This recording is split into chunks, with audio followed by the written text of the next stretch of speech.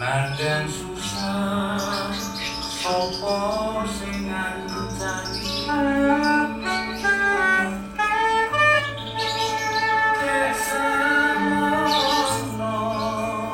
aku tetep tresno lan tetep setia cahayu urung nate.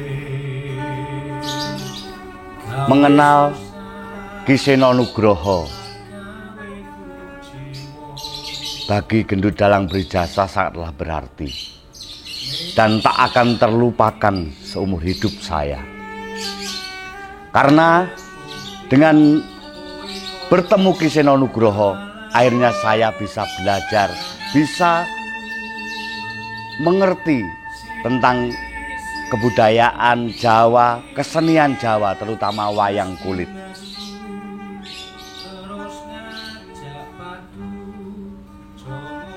Selama ini karir dari Gendut Dalang Brijasa terinspirasi oleh almarhum Ki Seno Nugroho. Di tahun 96, Gendut yang lahirnya di Sumatera, di Palembang, di kota Lubuk Linggau, ingin belajar di kota pelajar Ngayo Jakarta, belajar di SMKI, Sekolah Menengah Kerawitan Indonesia, yang sekarang menjadi SMK 1 Negeri Kasihan Bantul. Saat itu saya datang.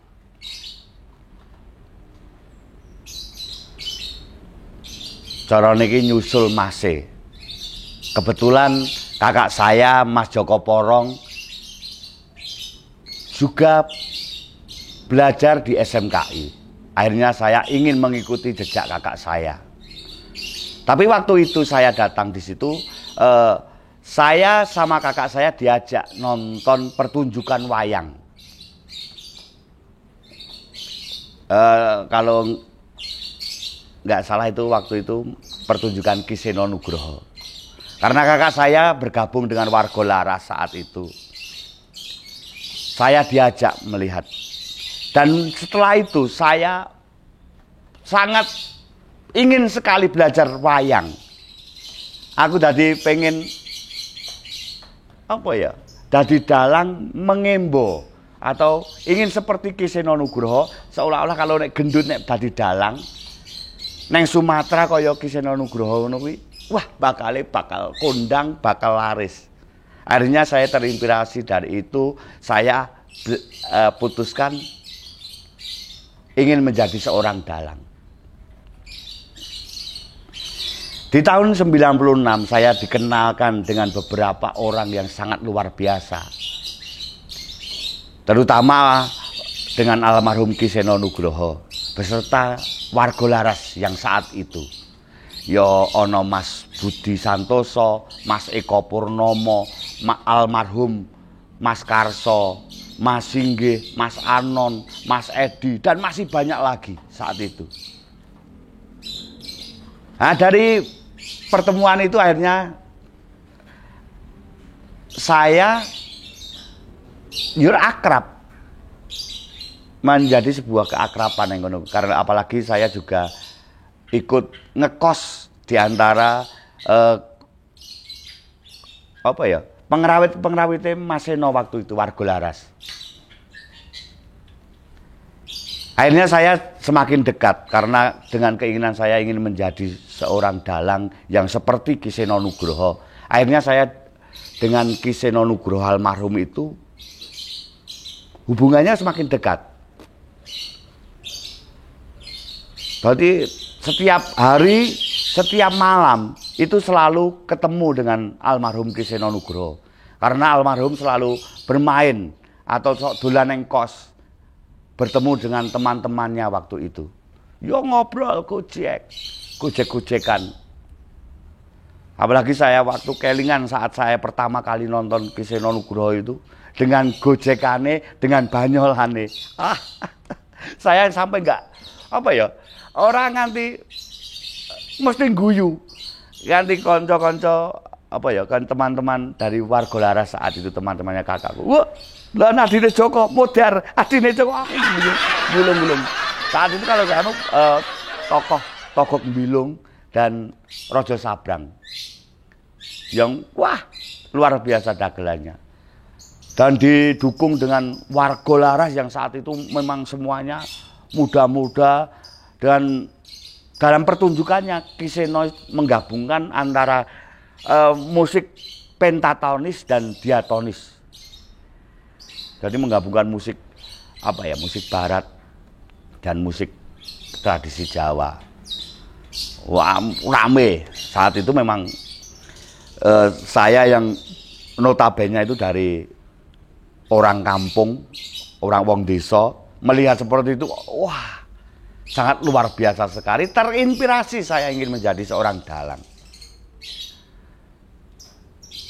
Tapi saya mendaftar di Sekolah Menengah Kerawitan Indonesia atau SMKI di jurusan kerawitan. Saya ditolak atau tidak ketompo. Oh, no. Karena bodoh. Akhirnya saya sekolah karena nggak boleh pulang sama kakak saya waktu itu. Nggak boleh pulang. Karena mulai kok jare ada di gento apa kowe di Seneni. Akhirnya disekolahkan di sekolah umum. Tapi karena saya ingin menjadi seorang dalang karena itu sudah terinspirasi oleh almarhum Ki Seno Nugroho waktu itu. Ya wes sekolah nang apa ya, sekolahan umum ngono kuwi tetep wae ora tau mlebu. Karena ya setiap hari ketemu dengan beliau, ketemu dengan teman-teman kesenian. Akhirnya ya ora tau mlebu. Di drop out waktu itu. Sekolah ya sekitar 1 semester. 1 semester, ya ana surat peringatan bahwa Dwi Suryanto harus keluar. Jadi pengalamannya kan ya. Ternyata iki ya ora pinter-pinter banget, gendut dalang berijazah kuwi mah. Saat metu akhirnya saya sudah nggak mempunyai beban sekolahan lagi. Nah, saya bisa setiap hari, setiap malam, saya ikut pementasan almarhum Ki Seno Nugroho dengan warga Laras. Ya saat itu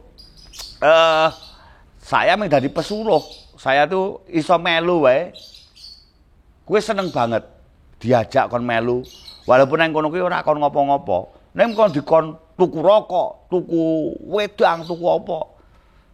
Seneng. Sing penting aku iso melu. Apalagi berada di tengah panggung pertunjukan Ki Seno Nugroho itu sangat luar biasa bagi saya. Padahal waktu itu di aturan Ki Seno Nugroho, pertunjukan Ki Seno Nugroho itu orang yang tidak memakai kejawen atau yang bukan kru itu tidak boleh berada di tengah panggung, harus di luar. Lah mergo aku adine Joko Porong. Akhirnya ya iso ning ngarep dram ngono kuwi. Ya kuwi mau. Nek kon tuku rokok kon kudu mangkat. Padahal penontonnya luar biasa ning ngono kuwi. Aku kudu miyaki, kowe panggunge mesti dhuwur kae. Miyaki para penonton kae. Ning alhamdulillah. Nah, dari itu saya mengikuti dari itu. Akhirnya semakin akrab dengan almarhum Ki Seno Nugroho. Jadi pernah, karena saya pengen jadi dalang, Mas Seno itu datang di kos saya waktu itu. Datang, Lut, ngapa Mas? Pijeti aku, gue tak warai sabetan, kata beliau begitu. Wah, saking apa ya? Terobsesi ingin menjadi dalang, lalai yang pengen tak embongi kayak tak contoh itu seperti Mas Seno Nugroho. Wah, tak pijeti. Sampai beliau kan sampai tertidur. Nek urung turu ora entuk mandek.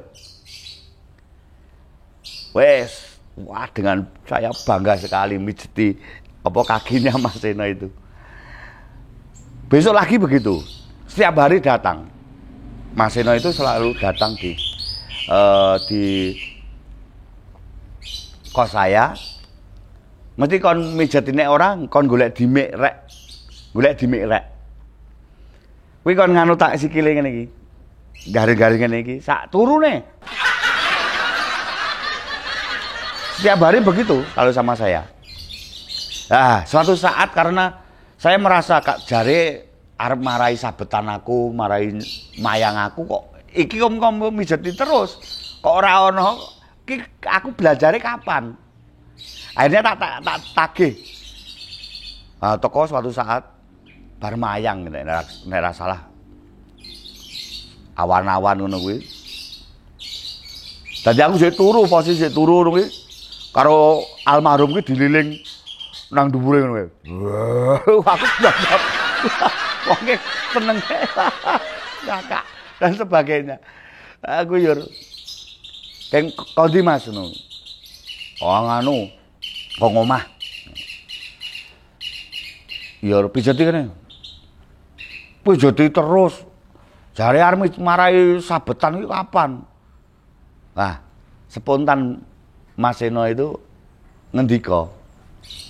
Lah matamu kene nek bendina melu ae ngopo? Aku yo mak mikir, "Oh iya. Berarti menurut beliau dia mengajari saya atau ngajari aku itu tidak secara langsung. Kowe nontono setiap aku mayang kowe dilihat. Itu sebuah pembelajaran. Oh, aku lagi wah baru tersadar. Ah, dari peristiwa itu akhirnya saya mengubah cara saya belajar. Semaune mung nonton ora tak gagas, akhirnya saya ngematne tenan. Terus saya setelah pertunjukan Mas Seno bar pentas ngono bar nganu aku mesti ora turu. Aku moro nang daleme pengendange Mas Eko Purnomo nang kono sabetan dhewe. Dok. Sing lunggone ana Mas Benyek, ana Mas Singge, ana Mas Eko juga. Wah nek kleru kuwi Mas Benyek kalau didikan di Jogja itu memang pakai anu kekerasan. Kalau belajar di sana. Berarti nek salah ki diantemi sini. Nggon apa iki jenenge? Lenganku ki. Lah kuwi kleru nganti loro. Ning karena saya iki pengen seperti almarhum Ki Seno Nugroho saat itu. Wah, tak nganu tenan sampai aku ki ora ngrasake lorone diantem. Lorone diwantemi karo Mas Benyek, Mas Singge dan semuanya itu. Nganti aku kira ngerasake loro. Dari itu akhirnya alhamdulillah lah menurut saya. Akhirnya saya bisa nyekel wayang, iso menirukan plek sabete Mas Seno Nugroho. Nah itu sekitar tahun 96 dan sampai pertengahan 97. Karena setelah itu saya harus mendaftar lagi di SMKI. Tapi saya nggak mengambil jurusan kerawitan, takut nggak ketompo meneh, jurusan pedalangan. Karena saya sudah punya modal sabet yang saya contoh dari almarhum Ki Seno Nugroho. Dari 97 itu akhirnya saya lebih ikut terus Mas Seno, apalagi kalau tiap malam saya mesti ngepit kebu kae nyilih nggone bukos kuwi dolanan Mangkusuman wonten daleme Simak ibunya Mas Seno Nugroho. Mas Seno kan masih di sana. Wis nang kono gojek. Wah gojek sing penting bar kuwi engko kon tuku maem madang wis isuk mulih. Ya aku sekolah. Bengi neh rono meneh. Setiap malam begitu. Nek ora Mas Seno ki ya sok aneh. Mamane aku sekolah ngono kae. Beliau ki moro ning sekolahanku. Dut, ayo mel aku. Lah aku sekolah ki Mas. Ngomong karo gurumu. Dijak Mas Seno njukuk wayang nang gendeng. Waktu itu. Oh iya Mas. Aku matur karo almarhum Pak Aman. Pak Aman itu guru SMKI tapi sudah meninggal. Itu guru saya. Pak, niki kula ajeng dijak Mas Seno. Wah nanti mendet wayang tan gendeng. Oh iya wis, nek ngono sekolah wis rampung wae. Wis bonceng Mas Seno teko ngarep sekolah iki numpak motor kae. Ternyata ki ming linggo ning warung nggone warunge Yuyah. Ada warung Yuyah itu warungnya idolanya para teman-teman SMKI karena iso ngebon nang ngono ki utang. Nang kono kuwi linggo. Ternyata meja nongkrong nang kono kuwi. Lah kok guruku ki Pak Aman ki ngepit mulih. Aro-aro kae. Monggo. Kuwi kerep ngono kuwi. Dadi ki karena ya apa ya? Kerep bercanda kaya ngono kuwi akhirnya dadi gayeng cerawung karo Mas Seno itu yang tidak bisa dilupakan ya seperti itu. Kalau enggak memang dulu dari teman-teman warga Laras waktu itu dan Mas Seno itu kan ikut Satrio Mataram, sebuah apa ya paguyuban itu. Nah, setiap malam itu mesti golek kali, golek sendang untuk kungkum bareng. Nah, ini pengalaman apa ya? Aku ngetutin almarhum Mas Seno pengalaman untuk pengalaman batin, spiritual nek ngono. Jadi dimanapun ada kali, ada tempuran, ada sendang, ada apapun sama almarhum Ki Seno Nugroho mesti untuk lakunya, untuk melakukan apa ritual batin. Saya ikut terus. Dan yo nek aku mbiyen melu karena yo mengelaelu karena setelah bar kungkum kuwi mesti ana madang geden. Neng dik mangan nek ana angkringan wis mangan bareng-bareng mulai yo engko besok malam berangkat jam 10 jam 11 gitu karena jam 12 mesti harus kungkum masuk ke kali atau sendang. Wah itu Mas Seno mesti ke paling depan sendiri Mas Seno.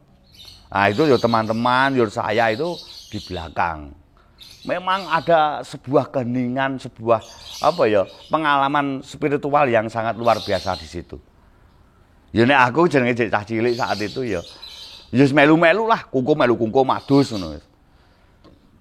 Engko nek rampung ki Mas Seno mesti paling kan dia berada di paling depan sendiri. Nah itu mesti DM apa jenenge slulup ngono. Wah, ya lah kuwi bergerilya dek. Mbethoti ngene sapa-sapa kuwi. Wah. Dadi gayeng. Dadi sing dhewe rampung kancane urung rampung dibethoti kabeh. Setiap malam mesti gojek. Dan ana sing peristiwa sangat luar biasa waktu itu. Memang posisi teman-teman warga Laras memang tidak bisa apa melu kungkum nang kono kuwi. Karena iso melu kungkum, udan deres. Nah, Mas Seno karo ngampiri aku, wis Dut. Karena iki sing malam terakhir. Malam terakhir iki kok 200 berapa ngono lho. Iki kudu di nganu. Lha udan deres, udan iki Mas, ora apa-apa yo. Wah, ngemontoran wong loro wae. Nah, kali iki tempuran. Saat itu nek ora salah itu di tempuran Kasian. Kali Kasian, tempuran Kasian, kali Kasian. Nang tempuran ngono. Wih, banyune wah. Dadi akhirnya Mas Seno ora wani nyeblong nang kono tapi nang pinggiran tok. Nang pinggiran kali, nang bibir kali. Ya wis tak kancani nang kono kuwi, banyune butek kae. Butek Mas Seno tetep nyemplung nang kono kuwi. Yang waktu terakhir, peristiwa yang saya apa ya? Tak eling-eling banget. Wes mulai. Dan malam berikutnya sing saat iso bareng-bareng kuwi ana kejadian karena lalae posisi kuwi aku ki kok ora nganu dadi numpak mobil saat itu bareng-bareng dihampiri mobil abang biyen mobil Lexus Itu di ya kali Kasihan itu Tempuran. Nah, saya ora melu nyemplung, saya tapi tidur neng nggon mobil. Nah, tidak tahu ana hal yang sangat menarik nang kono kuwi mau. Kaya ana dadi neng nggon posisi mobilku kuwi mambu bacin banget apa mambu kaya batang, kaya bangkai. Ki mambu apa aku ora jenak turu nang ngono kuwi.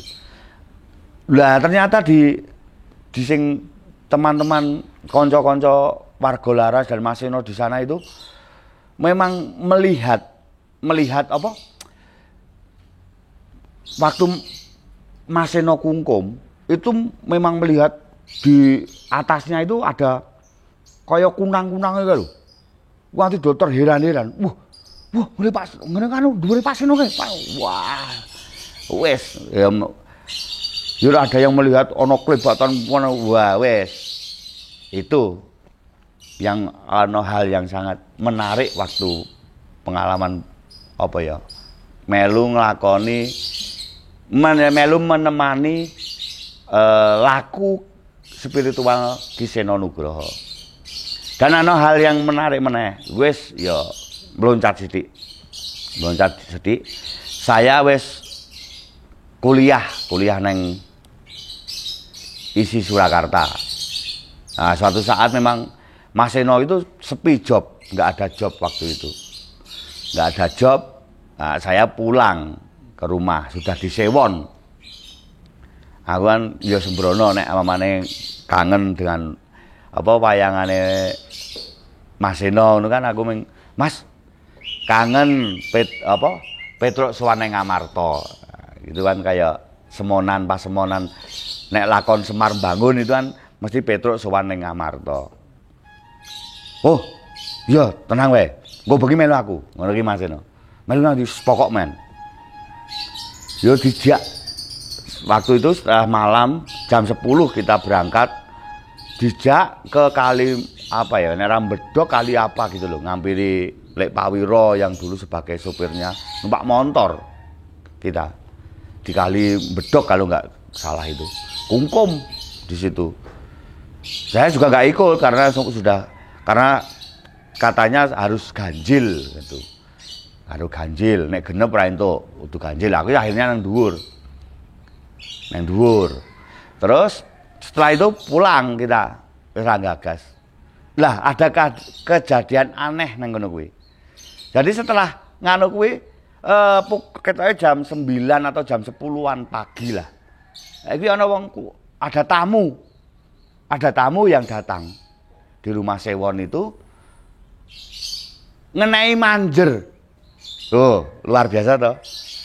Itu ya di luar akal nalar saya kuwi aku ora nganu. Akhirnya lho, piye? Ki penjalukanmu Petruk Sowan Ngamarta kelakon. Wah, luar biasa. Aku itu sangat apa ya? Saya saksinya sendiri karena setiap hari saya itu memang selalu berada di sampingnya Pak Seno waktu itu.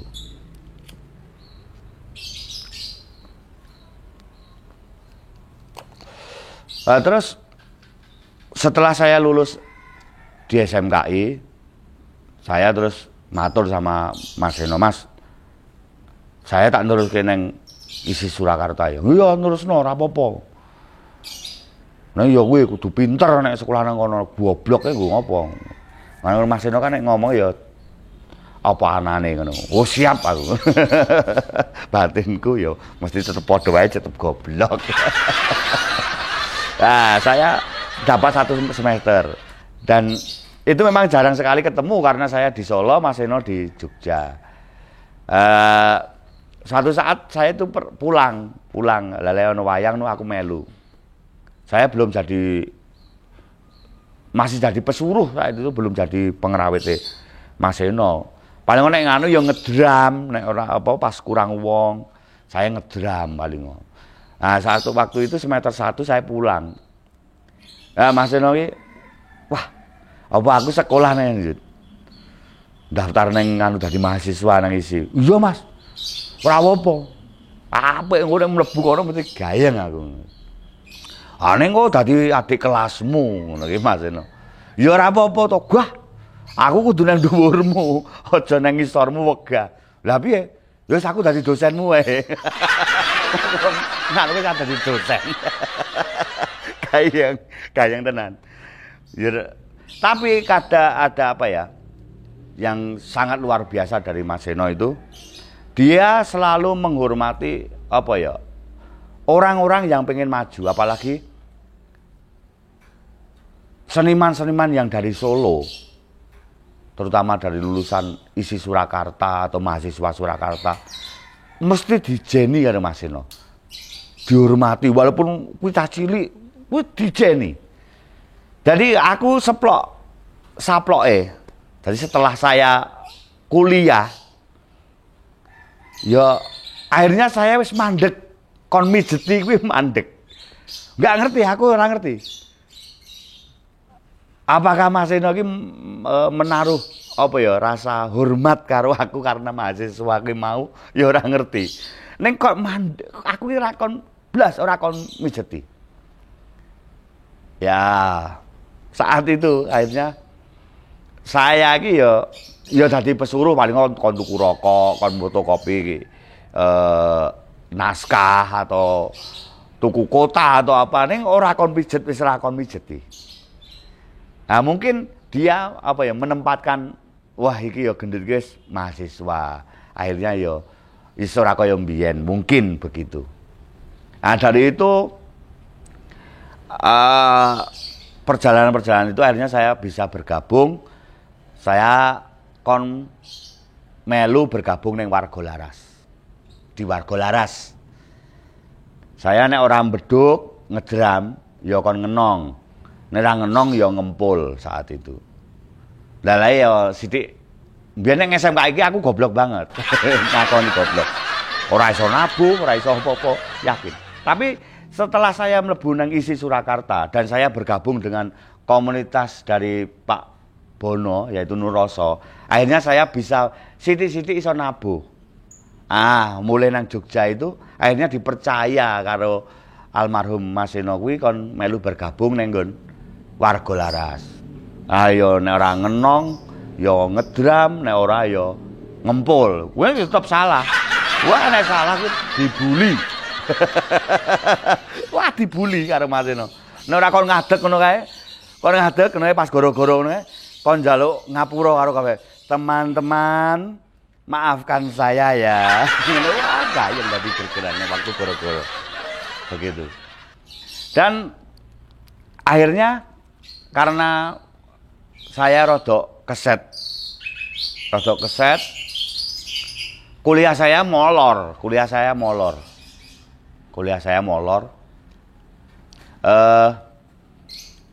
Sewaktu saya kan dulu Mas Eno sudah di Pelem Sewu, keluarga orang tuanya itu ada di Mangkusuman. Saya lalai wae pulang berangkat itu nggak mandek neng Pelem Sewu, tapi neng Mangkusuman. Sudah semester 14. Berarti 7 tahun. Nah, tekoni kare simak.